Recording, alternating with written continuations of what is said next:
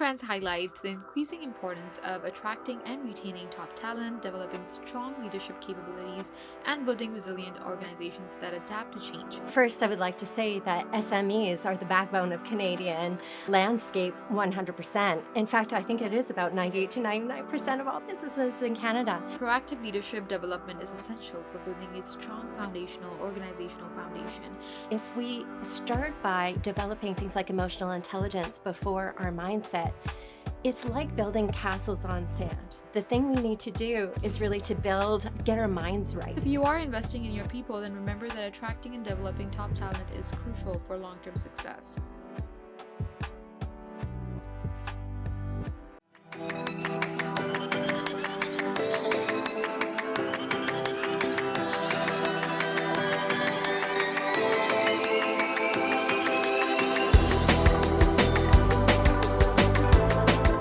Hi everyone, this is Maheen and welcome to the Canadian SME Small Business Podcast, where we explore the strategies and insights that empower Canadian businesses to thrive. Today we're focusing on the crucial aspects of talent acquisition and retention, leadership development, and change management, all essential for navigating the challenges and opportunities of today's business landscape. Recent trends highlight the increasing importance of attracting and retaining top talent, developing strong leadership capabilities, and building resilient organizations that adapt to change. This discussion will provide valuable guidance for SMEs that are seeking to build a strong foundation for long-term success. Joining us today is Joanna Kirke, the CEO and executive coach and leadership developer. With extensive experience in delivering strategic leadership development programs, Joanna is dedicated to helping organizations unlock their full potential. Today we'll discuss attracting and retaining talent, developing leadership capabilities, and managing change and building resilience. So without further ado, let's welcome our guest, Joanna. Joanna, thank you so much for being on the show with us. It's a pleasure to have you. How are you?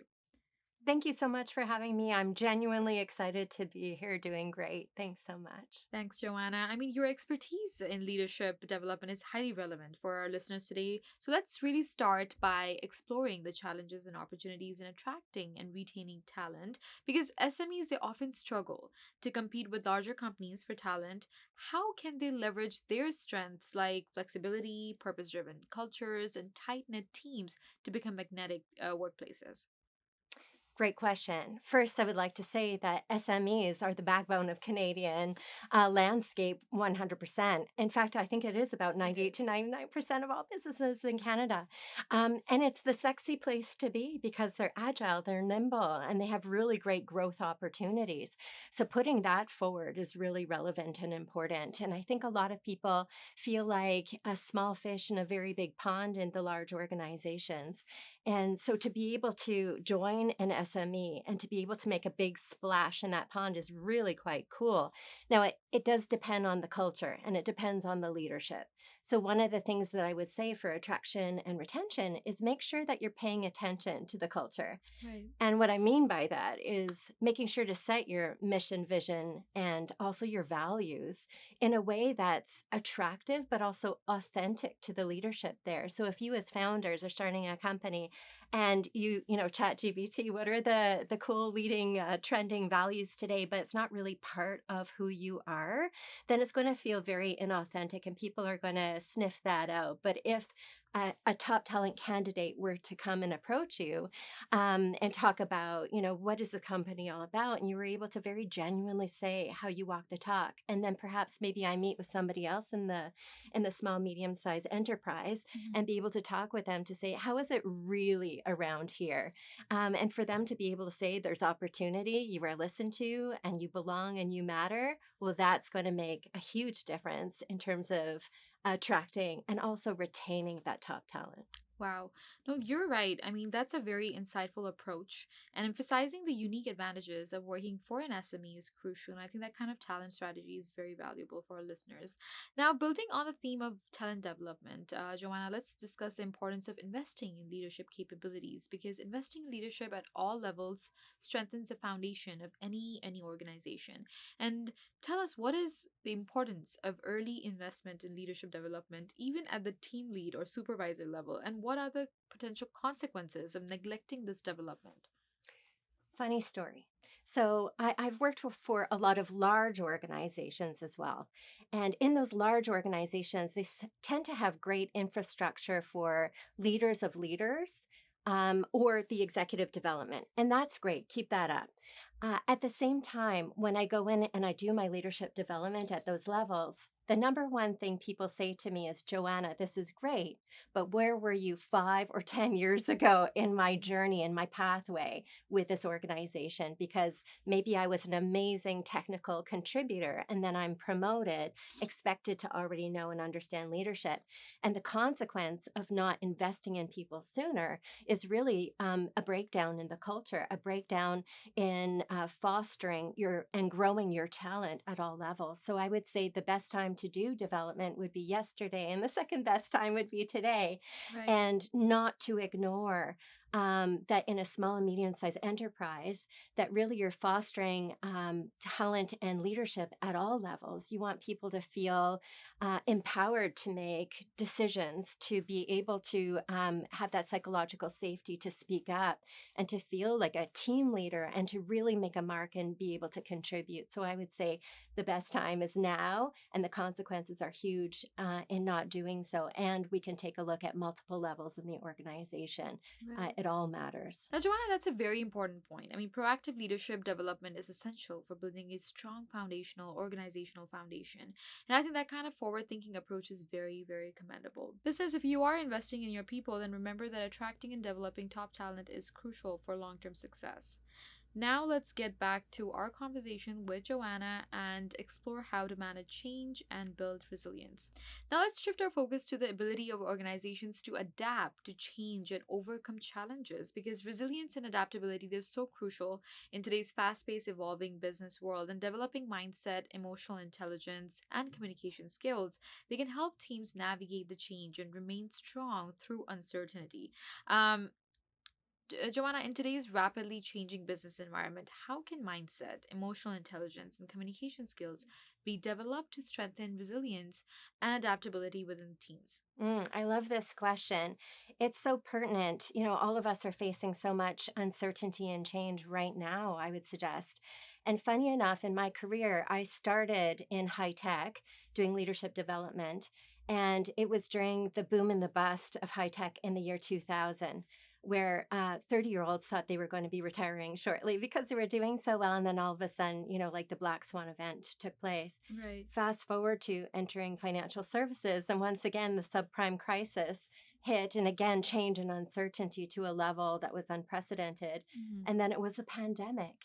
And even now, with all the political and economic turmoil that we're facing, one of the things that I've discovered is that as I'm working with various leaders, that they're suggesting at times like this, oh, I'm going to put my leadership on hold and wait until things go back to normal. But I think now we've seen enough of these changes hit to know that we're never going back to a normality of the past. We're always going to be moving forward. And what's going to help us the most is having the tools at our disposal to be able to navigate these changes and to build our resilience. So you asked me such a great question. You started with mindset, and then it was emotional intelligence, and then it was communications as well. And you asked it in the perfect order, because if we start by, developing things like emotional intelligence before our mindset, it's like building castles on sand. Mhm. The thing we need to do is really to build get our minds right. And the opportunity there is for positive intelligence. And what is that? That is helping our mind work more for us versus against us. And it's based on the work by Dr. Shirzad Chamine. He's a Stanford MBA, built his own small size organization, very successful software, but then was ousted by the board because of his own self-sabotaging behaviors. And so he set out to build positive intelligence. And when is that needed in a smaller, medium-sized enterprise? Well, if your people are saying, I'm burnt out, I'm stressed, I've lost balance, I'm showing up to meetings unprepared, I'm not feeling well enough to actually speak at this meeting today or even to turn on my camera. those are signs that we need to invest in our people for their mental well-being. And so positive intelligence is one of the programs I do. It's 7 weeks, and I guide them along in this journey to be Right. able to get their minds into a place where now we can work on emotional intelligence. And why is that important? Is because to be able to take human-centered approaches to our customers, to really be able to empathize, actively listen, and design products and services that matter to them and care for our employees is so key. So we do a couple of different things in the emotional intelligence space. We have assessment tools like EQI 2.0 or a 360 in that to increase our self-awareness around emotional intelligence and the Mhm. 15 competencies around that. We also have workshops and coaching in that space as well. And then the third piece was communications. And so I call it communication intelligence. And really, what that's about is about building trust. Right. And the only way for us to be able to do that is I need to take a little bit of a risk. And so I might, broach a subject that's a little bit beyond the weather or traffic and test the waters and see if you meet me where I'm at or if you stay with those safer topics. And so how do we build that psychological safety, that trust, and those core communication skills? Well, one of my favorite tools is the DISC Right. assessment. It's so powerful for communication, collaboration, understanding my default style, but knowing I have other muscles as well to be able to adapt and shift Mhm. in a moment for greater engagement and results with you. So, those are a few of the key things that I do in those three fundamental spaces that are so critically important to the Right. success of every SME. That's a very holistic approach. And you're right, equipping employees with the tools to navigate change is essential for organizational success. And I think that kind of emphasis on resilience is very, very valuable.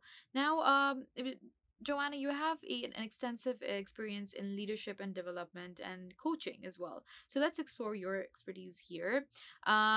Strong leadership programs drive organizational success. And Joanna, let's explore the key elements of a successful program and the measurable outcomes it can produce. Please tell us what are some of the key elements of a successful leadership development program and what measurable impact can it have on an organization?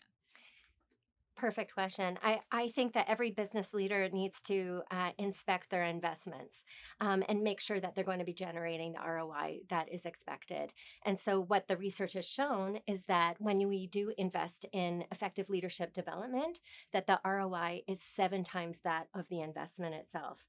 The other thing is for those SMEs who do invest in leadership development, they tend to have a 1.5 times higher performance in financial metrics than do organizations who don't. So I think the results speak for themselves on that. And a huge suggestion that I would have that's very important is that for SMEs, you have your business strategy. That's probably quite set and you know Mhm. it well. However, a lot of organizations don't have a leadership development strategy. And so, partnering with somebody like me, for example, I've been in the business for 25 years now in the leadership development space. And so I partner with the key decision makers in the organization to understand what is and is not in place, because we need to make sure that anything we do in terms of the touch points for development are going to be strategically aligned to their business strategy so that everyone is super clear why this, why now, how are we measuring it, and how are we going to be processing this into our systems. So, some of the really key things about that are going to be aligning the leadership behaviors to the business strategy and having experiences. So, if we're only listening to lectures or reading books, we're only going to get so far. Mhm. So, the development work that I do is always experiential. We get to learn a framework, a very practical tool, and get to actually practice it with others. I like having learning partners. I like to have touch points. I like to have coaching if there's an opportunity to be able to do so that people can readily apply everything that they're learning into their own context and fail forward around it, learn and grow from it, and keep being able to learn and practice over the course of the journey. That is a very results oriented approach, Joanna. And you're right, investing in leadership development can yield significant returns. And I think that kind of focuses on impact is very important. Now, you also offer a speaker series. Let's kind of discuss that offering because Your speaker series are designed to inspire and educate teams. Tell us, Joanna, what are some of the key topics covered in these sessions and how can they benefit organizations? Thanks for asking. So, my speaker series is 60 to 90 minutes. Hmm. It's very much aligned and connected to what the organization is focused on, what's happening before and after. Let's say it's at a corporate offsite, a retreat, some kind of company event. I like to understand what the business strategy is and why they're having it. Hmm. So to choose a topic that's going to be meaningful to them. And then I don't prefer the lecture style. For me, I'm going to be teaching them a tool, a framework, something that's really relevant to their context that they're actually going to practice during the session as well. So I would say that my speaker series, it has a slight workshop feel to it. And we have so many topics that we have available that we do. And it's a great way for organizations to feel out a leadership developer to see, how invested they are in the culture and understanding their people and the business, to see how they operate, and also to see how they can connect the topic to that company and what they care about the most. And we have a series of topics that are on our website, but the ones that I tend to get asked for the most would be around the positive intelligence piece, because it's really about that mental well-being and resilience. Navigating uncertainty is huge, as you can well imagine. And maybe the third topic that's being asked for the most right now is around influence, because I think SMEs really understand that we need people to be able to influence at all levels of the organization. Right. Well, that sounds like a very valuable resource, and providing accessible and impactful training is quite essential. And I think that kind of knowledge sharing is very, very helpful. So, to conclude, Joanna, let's summarize the key insights for our listeners today. What are the key takeaways that you'd like our listeners to remember about attracting and retaining talent, developing leadership capabilities, and managing change? And what final advice do you have for SMEs that are looking to building strong and resilient workforce? Mm. So I think I would start with the culture, just making sure it's authentic and they're walking the talk of our corporate values and we're baking it into everything that we do, and that people experience that before they enter the organization, right from the interview process, right on through the talent management continuum. So I think that's really important.